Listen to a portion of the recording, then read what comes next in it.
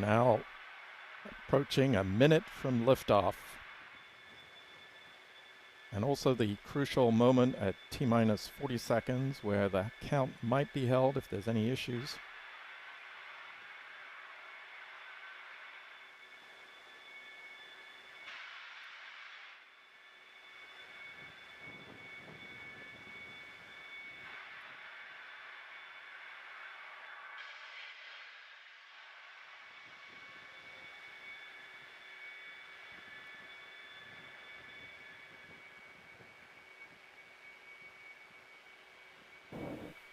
Looks like the countdown has passed the T-minus 40-second point, now 20 seconds away from launch of the Starship vehicle. We may see some discrepancies in the video here as delays are frequent in these streams. 10 seconds. 5, 4, 3, 2, 1. Oh, the clock is recycled. Our clock, I'm going to bring that clock down. The SpaceX clock has recycled.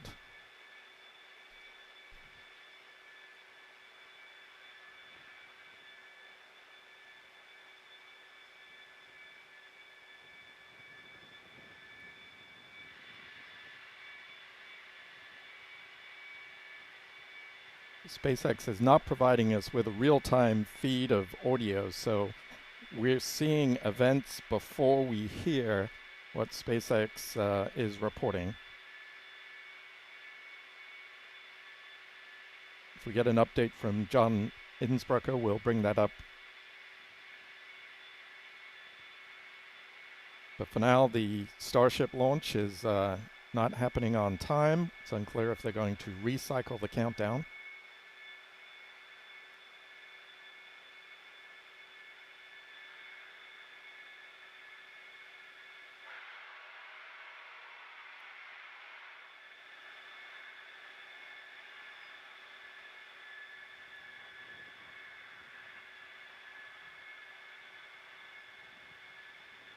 Not unusual for there to be a last-minute problem when a vehicle of this complexity is being readied for launch for the first time.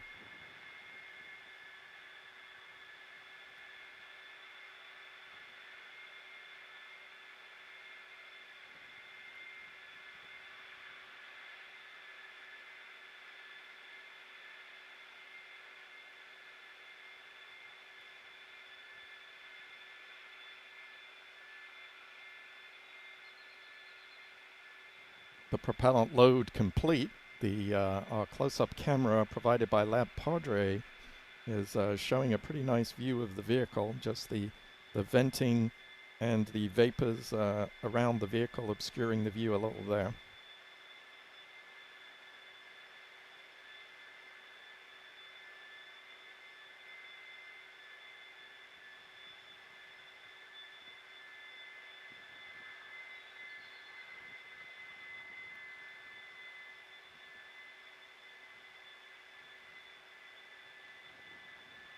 Webcast desk, we're holding a T-minus 40 seconds. What we've heard so far is we have a couple of issues we're working. One is the booster tank pressurization. Final pressurization was just a little bit long. That's not unusual. We've held at T-minus 40 seconds before to pressurize. That appears to have been resolved. At the same time on the second stage, they're working some final purging. We should know very shortly if that is cleared and if we'll continue the countdown. Everyone, especially that person, is excited to keep going.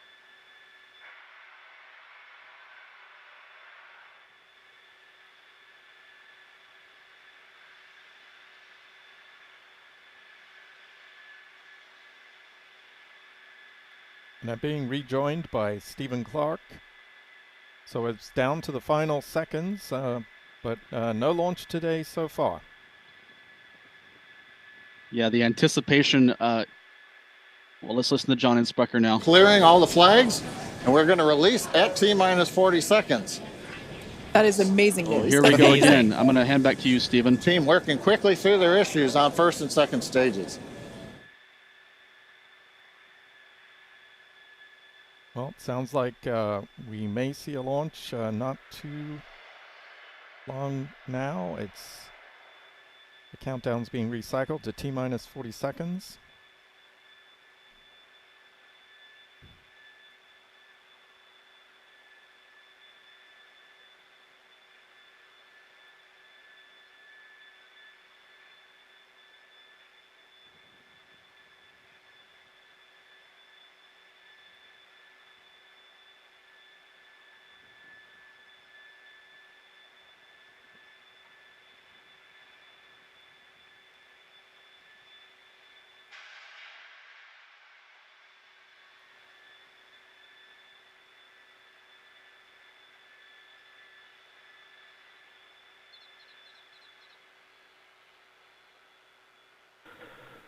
Flight directors, go for flight. Now we have a call from the flight director. Let's go for launch. The countdown is underway.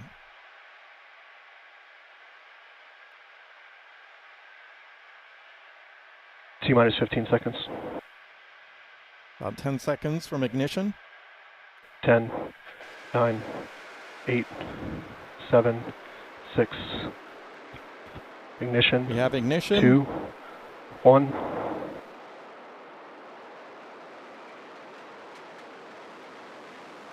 We have liftoff.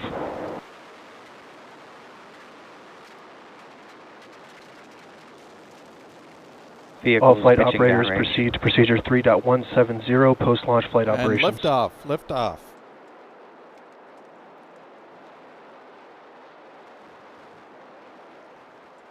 Is not clear. Booster Raptor chamber pressure is nominal.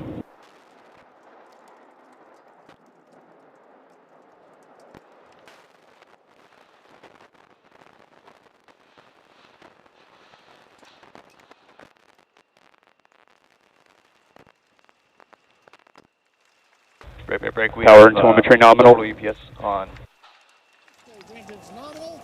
What a sight from the ground cameras at Starbase. Nominal EPS We're on. flying at Acquisition twice the signal thrust of the purpose Saturn V heading to space. Acquisition signal purpose proceed. We're throttled down and throttled back up. Going through the period of maximum aerodynamic pressure.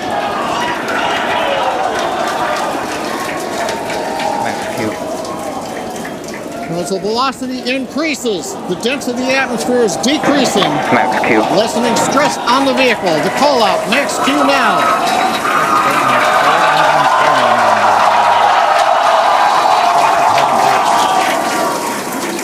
Continuing to watch the first stage as we head downrange.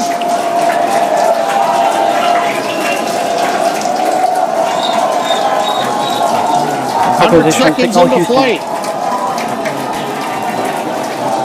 Our next major activity is going to be shutdown of the first stage. The Houston tracking station now acquiring the vehicle.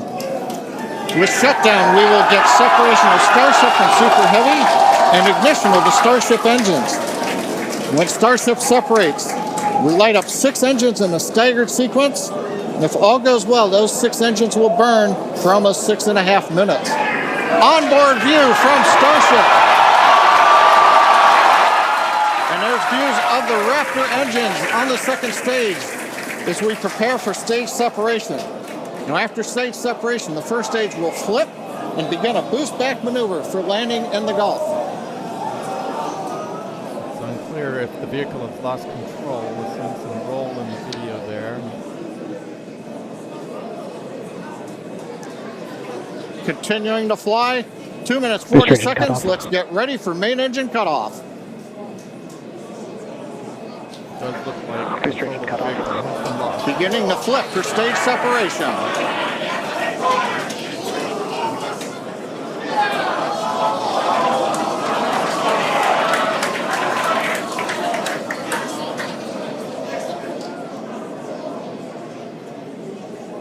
It does appear the vehicle is tumbling.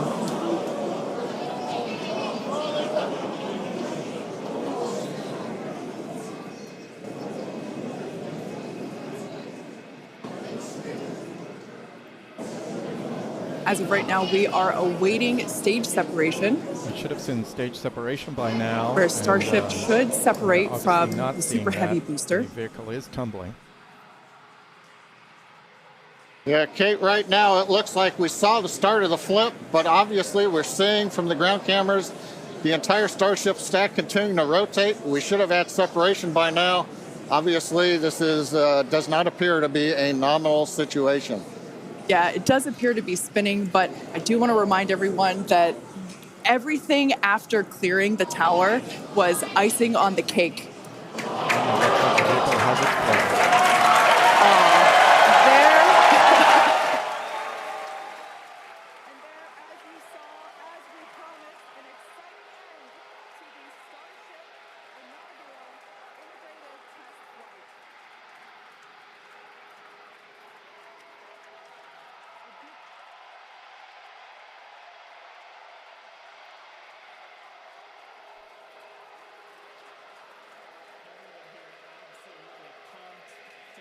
It did appear the vehicle cleared the launch pad, so that was one major achievement that Elon Musk was particularly concerned about, that there shouldn't be any damage to the launch pad.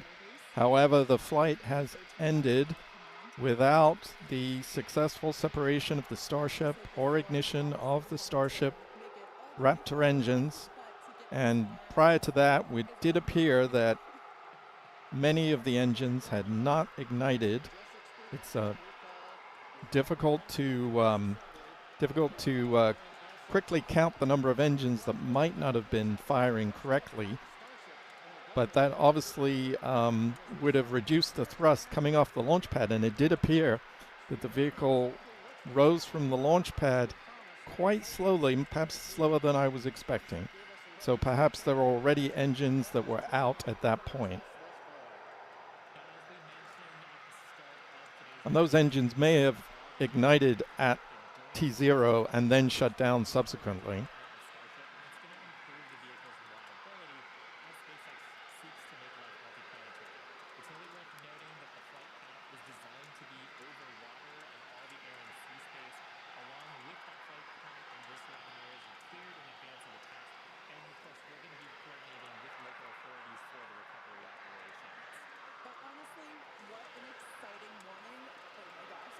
Now we're seeing some close-up views of the launch pad. No obvious signs of any serious damage there.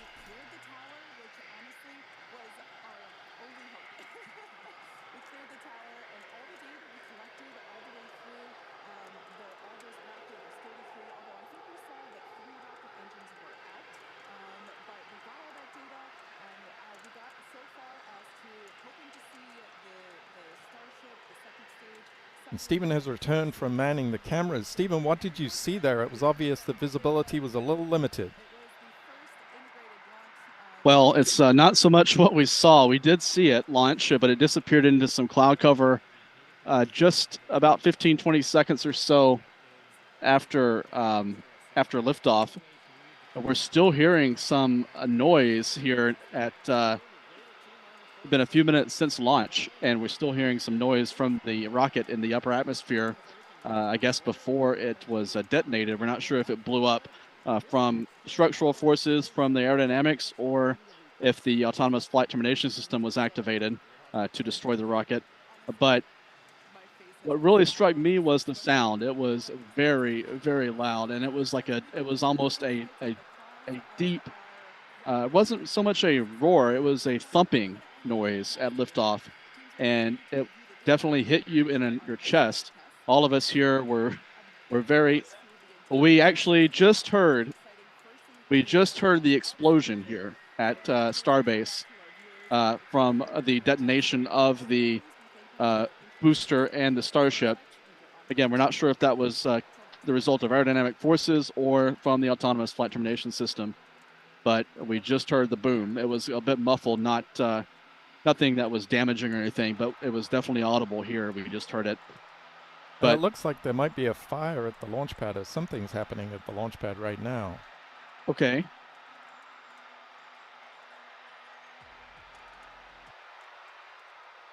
Not entirely unexpected that there might be some damage or fire at the pad.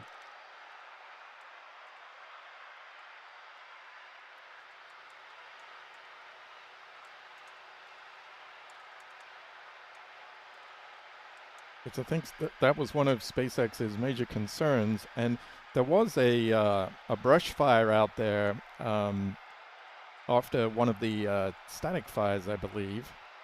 I'm not sure what's happening here because this suddenly sprung up like just a few moments ago as we were speaking. And I think we can see it in our wide view now. It's quite a distance from the launch pad. At least it appears to be. Yep, I think I see it now. I'm going to try to see if I can turn our camera a bit to focus on whatever that is happening at the pad.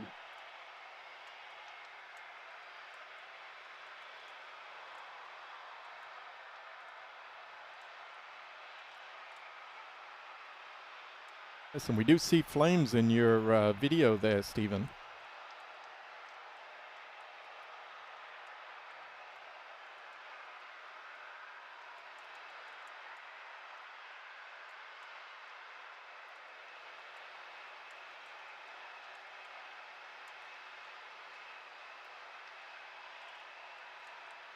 Trying to kind of triangulate based on multiple camera views where this fire might be located.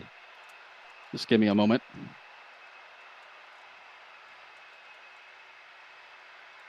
Looks like it's inside the pad perimeter in this rover 2 cam from Lab Padre.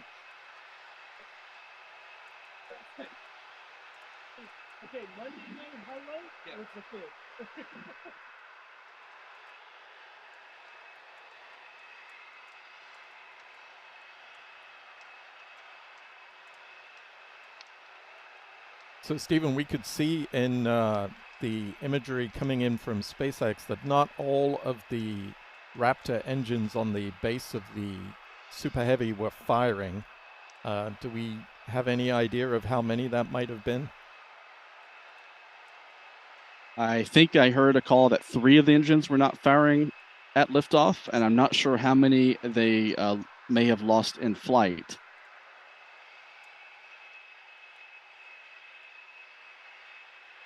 It certainly looked like it was more than 5 that were not firing later in flight. Did it look to you like the vehicle came off the pad a little slower than we might have expected? It was a little hard to tell, all the video coming in at different times, and a little stuttering maybe in some of the video. Yeah, it did. It did seem to come off the pad a little slower than I was expecting, and also it came off with a bit of a tilt. That may be part of the a maneuver that's part of the design to make sure there's no contact between the vehicle and the tower structure or the chopsticks or the quick disconnect arm.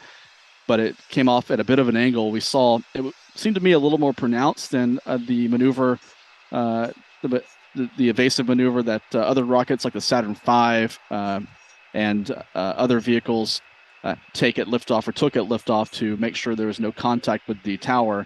It seemed to me a little more pronounced visually than we see in those maneuvers from other rockets. And then the sound reached us about 15 seconds after liftoff, and the sound, we didn't see a lot. We saw the rocket for about 15 seconds, and about the time the sound arrived is when the rocket disappeared into the cloud cover.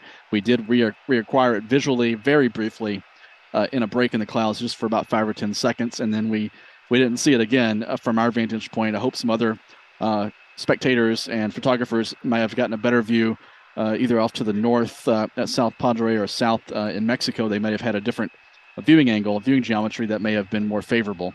But we're still watching this fire out at the pad, out at the Starbase pad, and looks like it's just inside the pad fence on the Highway 4, just inside of the fence from Highway 4, which is the road that leads out past the pad to Boca Chica Beach. Stephen, this was the biggest methane-fueled rocket to lift off, and we had the launch of the Terran 1 here at the Cape, and the blue flame was really noticeable, particularly at night. Did you get any sense of the blueness of the Starship's engines, or was that not possible in the daylight? I think it's hard to judge. It looked orange, more orange than blue to me. but there are a couple of different viewing factors that may be at play. One is it's daylight versus a night launch that we saw for Terran 1, and also the vehicle from our vantage point was a little backlit, so that may have caused some different visual color than we would have on a clear day at a different angle or at night. The blue may be more apparent at night. I did notice as the rocket climbed higher into the atmosphere in SpaceX's video, the engine plumes of that tight tracker shot showing the engine nozzles arranged in that formation on the base of the Super Heavy booster did have a bit of a blue tinge to it. I noticed that in SpaceX's video. Yes, I think it was noticeable at times. And you're right there at the edge of the blast danger area. Has there been any sign of SpaceX re-entering the pad yet? Not that I've seen. I've been watching that roadway, which is just off to our left, about a quarter mile away. There's a roadblock. I see some Cameron County deputy sheriffs over there, but I haven't seen any road traffic go into the pad, either SpaceX personnel or any fire rescue personnel or anything like that to go address this fire at the pad.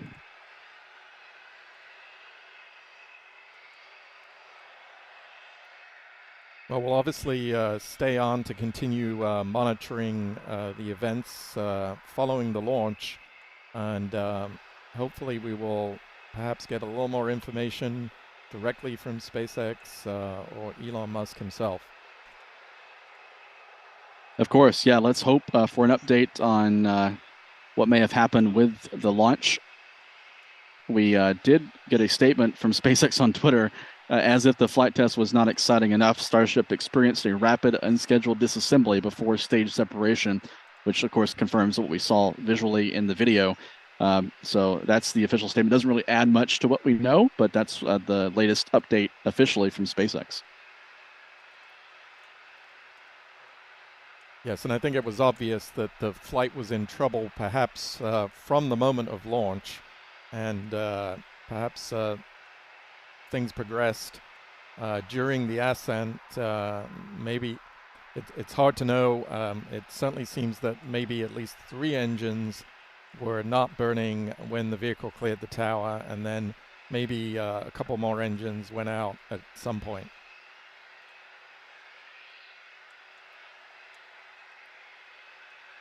Yeah, I'm looking at the replay now from SpaceX, and I can count at least 5, perhaps 6 Raptor engines on the first stage not firing. Looks like at about a minute and a half or so into the flight. So perhaps 3 of the engines were not firing at liftoff, and then they lost a few more on the way uphill. There were definitely variations in the plume coming from the vehicle that seemed to indicate that all was not well at the in the engine compartment there.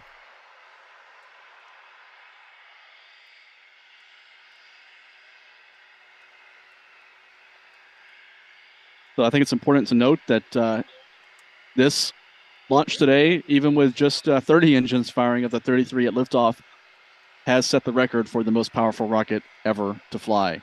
And with 30 engines firing, that was, if all were at full throttle, that was in excess of 15 million pounds of thrust compared to the 16.7 million they would have achieved with all 33 firing. So that is about double the thrust of the Saturn V moon rocket, a little less than twice the thrust of the Space Launch System moon rocket, and if my math serves me, about 50% higher thrust than the Soviet Union's N1 rocket from the late 60s and early 70s.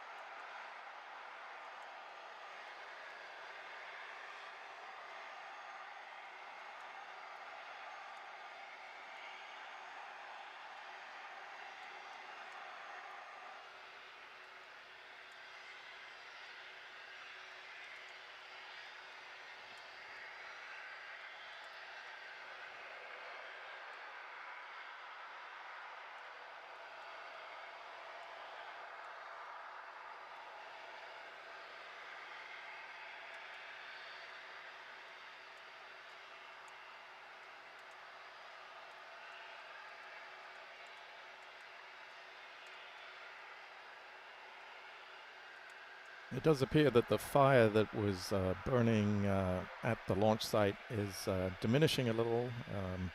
We will continue to keep the stream up. We're just getting ready to queue up a replay of the launch so we can relive that again.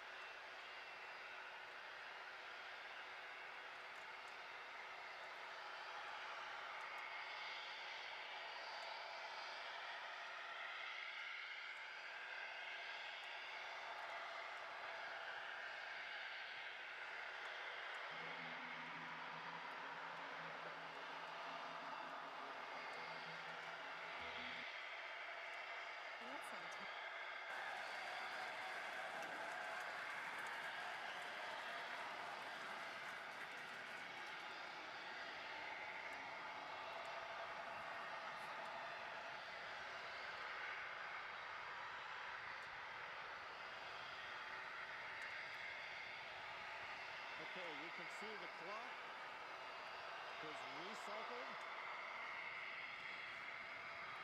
Flight director has called a hold via recycling.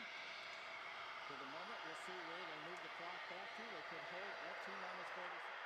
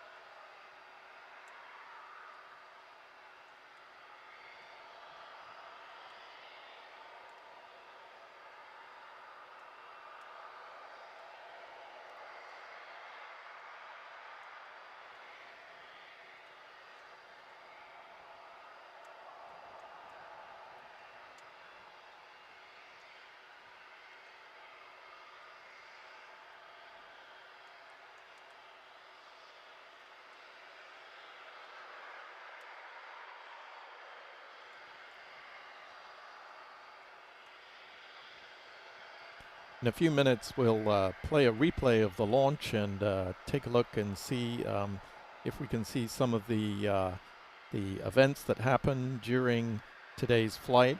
The launch was a little delayed by a last-minute problem. It appeared the vehicle lifted off, but 3 engines may be shut down soon after launch. That was followed by more engines, probably 5 more engines that shut down later in flight. So some definite problems during the first stage flight of the Super Heavy booster. But the vehicle did clear the launch pad, and although we have seen a fire at the launch pad, there doesn't appear to be any serious damage to the launch pad infrastructure that is at least visible at the present time.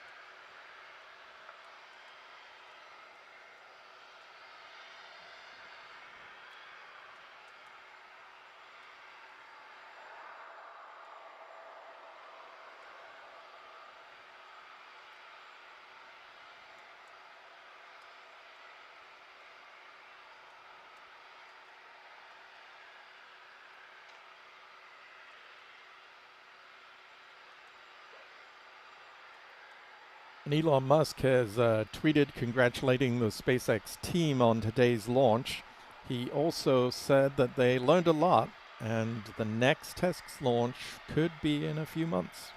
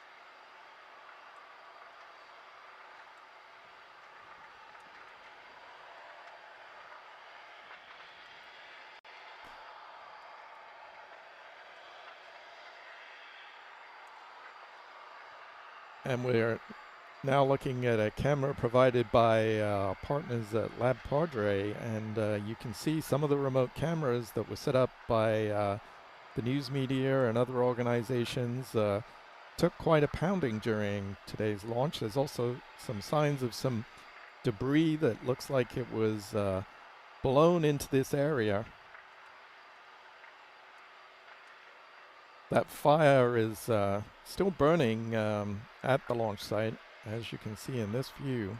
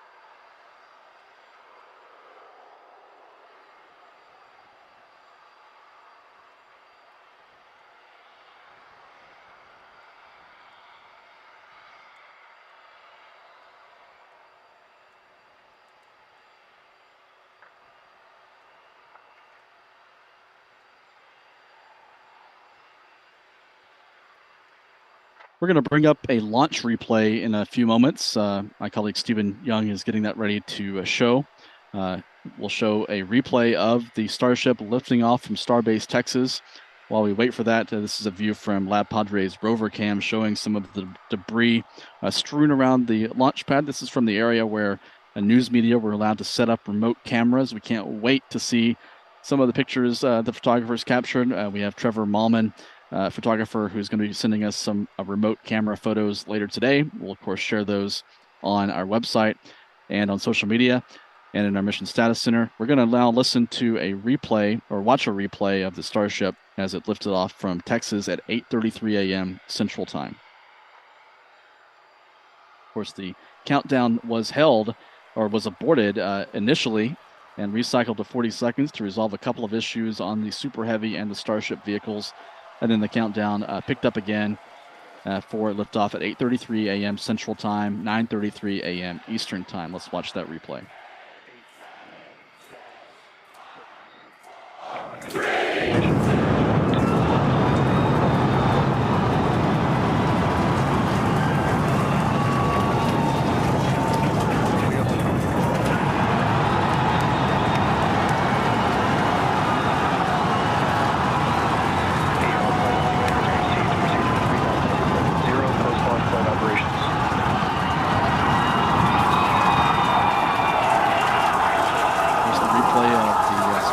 Clearing the chamber pressure launch tower. You can see it 30 seconds.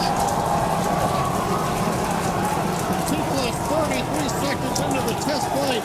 Yeah, I wonder if that is one of the engines tower flaming clear out. into pitch over. Propulsion reports first stage Elon engines Musk. nominal. What a sight from the ground cameras at Starbase. We're flying at twice the thrust of the Saturn V heading to space. Each of these engines, according to Elon Musk, SpaceX team installed last year to land these engines to try to minimize. We're throttled down and one engine throttled blows back up, up. it flames out, or fails, it'll minimize the risk of damage to adjacent Going engines. through the period of maximum aerodynamic pressure. The next booster that SpaceX plans to fly, this is booster 7. Booster 9 is the next in line. As the velocity increases, the density of the atmosphere is decreasing, lessening stress on the vehicle. The call out, max Q now. One engine goes out, interesting to note here in this tight shot of the engines that are not firing, Continuing to watch the first stage as we head downrange. So I wonder if this was maybe a consequence potentially of maybe one engine having a problem and then shedding debris, 100 seconds into flight, and causing damage to adjacent engines. Our next major activity is going to be shutdown of the first stage. Houston Tracking Station now acquiring the vehicle. With shutdown, we will get separation of Starship and Super Heavy and ignition of the Starship engines. Until now, actually, amid when Starship separates, we light up 6 engines in a staggered sequence. If all goes well, those 6 engines will burn for almost 6.5 minutes. Onboard view from Starship. And there's views of the Raptor engines on the second stage as we prepare for stage separation. Now, after stage separation, the first stage will flip and begin a boost back maneuver for landing in the Gulf. Yep, indeed. This is occurring at an altitude of about 31, 32 kilometers. You can see the attitude change there in the display as well, showing the flip. Continuing to fly, 2 minutes 40 seconds. Let's get ready for main engine cutoff. Exactly. It looks like it did reach based on the velocity meter there. Beginning the flip for stage separation. About 200 kilometers per hour top speed, and looks like it reached an altitude of at least 37 kilometers.